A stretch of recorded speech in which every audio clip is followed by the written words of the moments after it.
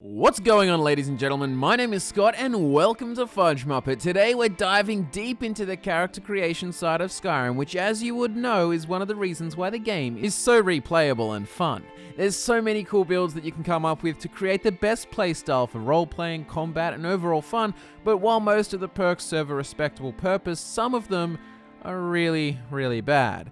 So bad, in fact, that it warrants me telling you to never get the perks in your playthrough. You should know that there are more than 5 crap perks in the game, so if you'd like a part 2, or if you'd like a video on the absolute best perks in Skyrim, let us know in the comments. And without further ado, in no specific order, let's get right into it. Hitting it off, we've got a perk which seems good on the surface, but simply doesn't work well as you play through the game. The perk I'm talking about is actually the Master Illusion perk. We know that master spells in Skyrim aren't too crash hot, however, Illusion takes this to a whole new level. Illusion is all about trickery and manipulating the battlefield, being a bit of a puppet master in combat. However, once you become a Master Illusionist, you gain access to 4 spells: Harmony, Hysteria, Mayhem, and Call to Arms. The first of the 3 are area effect spells that either pacify, cause fear, or frenzy those in their radius. Besides using both hand slots and taking an awful long time to cast, the spells also only affect enemies up to level 25. You can stack perks on this to buff it up,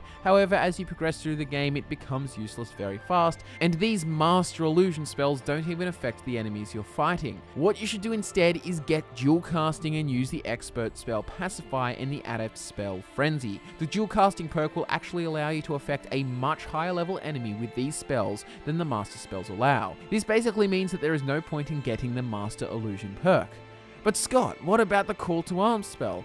Well, it's not really too good either because there's always a better alternative. It increases the health and stamina and boosts the one-handed, two-handed, and archery skills of everyone around you, allies and enemies alike, and it takes ages to cast. In every single scenario, you'd be better off spamming Pacify or Frenzy spells to neutralize your enemies instead of slightly buffing your allies and maybe the enemies around you.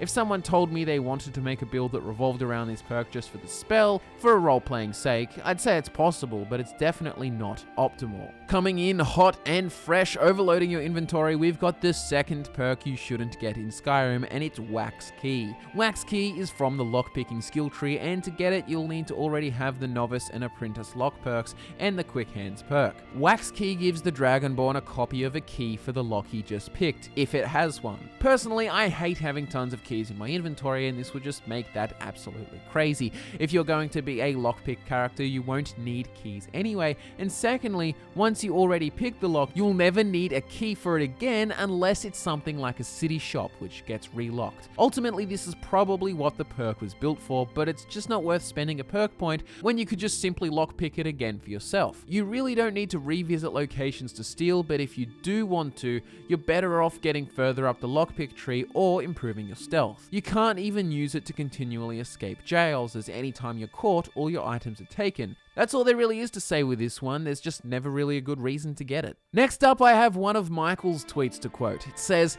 "Man, I wish wards in Skyrim were actually useful. The concept is so cool." Introducing the third perk you should never get in Skyrim, Ward Absorb. In Skyrim, wards cost more magicka than they're worth, and ultimately I only recommend adding them to a build for role-playing purposes or just because you think it's really cool. But besides the fact that wards in general never turn out to be very effective, Ward Absorb doesn't do too much extra for them. You get this perk in the Restoration skill tree, and it makes wards absorb 25% of magicka that hits them.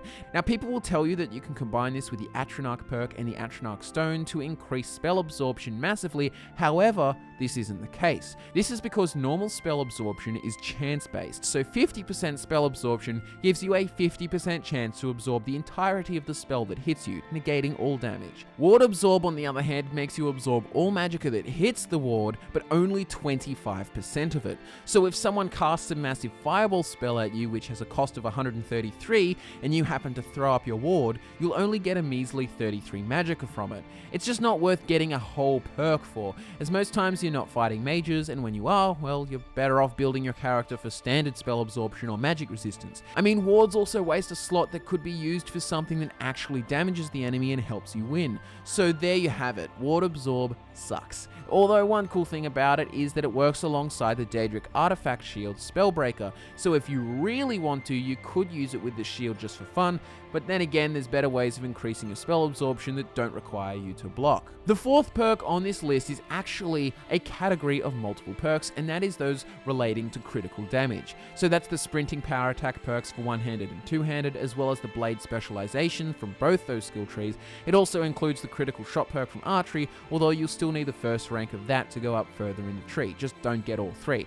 And yes, I know that sprinting power attacks are really cool, and you can get them if you want to for that purpose, but here's the thing. Critical damage bonuses from these perks are based on base damage and not the actual damage of your weapon. So let's take the critical charge perks for our example, as they do a high percentage of additional damage as critical hits. They actually add the entirety of the base damage, but remember, base damage isn't very much. So even in the best case scenario, let's say you're using a Daedric Greatsword and you do a sprinting power attack. Well, if you're a two-handed master and you've smithed up your weapon to do 150 damage, plus it has an enchantment adding 50 more points of damage for a total of 200, you're definitely not going to be doing 200 extra points of damage with a critical hit. You'll actually just be adding 24 damage to your attack, the base damage of the weapon, which really is such a small amount percentage-wise and definitely isn't worth it. For this reason, I don't advocate getting these critical damage perks at all. You'll feel more powerful getting them early, but then later on as you become more powerful, you'll quickly realize that it was a waste. Moving on to the final perk on the list, do you remember the wax key perk from before?